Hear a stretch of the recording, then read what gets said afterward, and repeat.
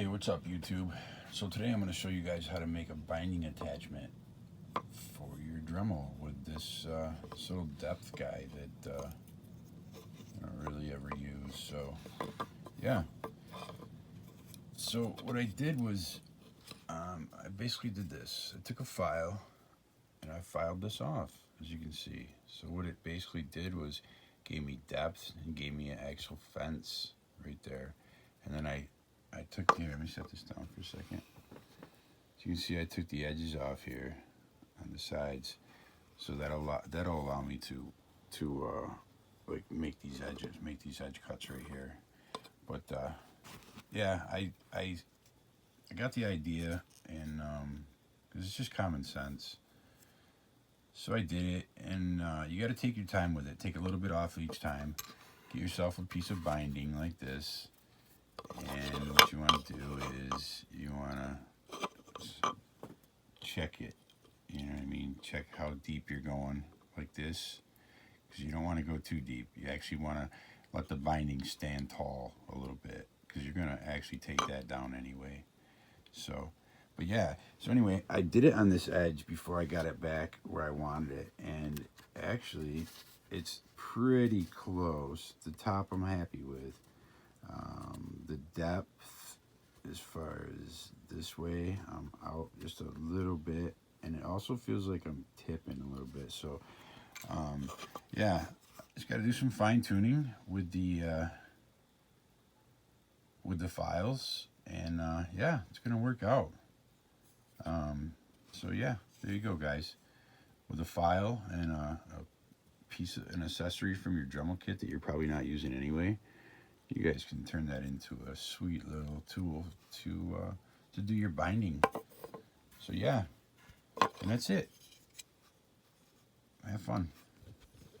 All right, guys. So that's what it looks like when you put it actually on the tool.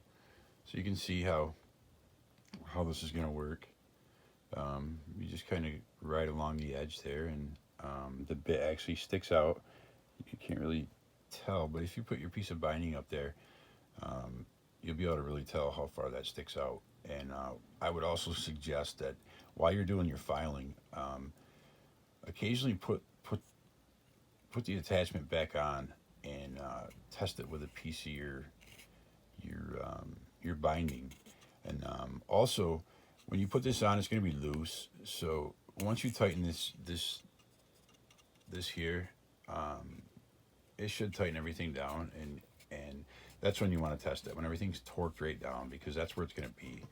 So yeah, this took me about, I don't know, probably an hour total of filing.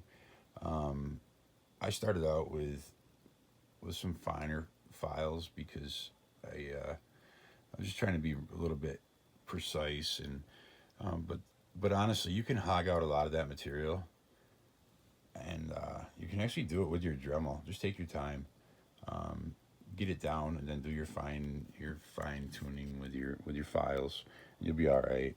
I'm gonna post a video of me actually using this, and also the results.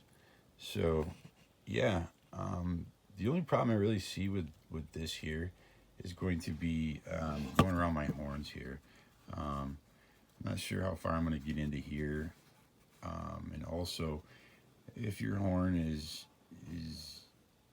sharper than this, where you have a tighter curve here, that might also be an issue. Keep in mind, this is just some scrap wood I had.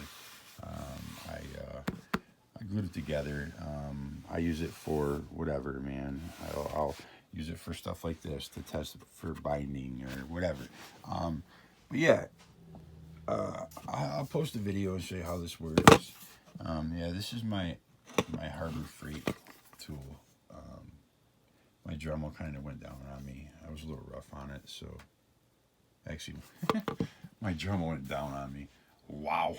All right, yeah. So, all right, that's probably the end of this video because I'm losing my mind. But yeah, it works, man. Trust me. So, yeah, peace.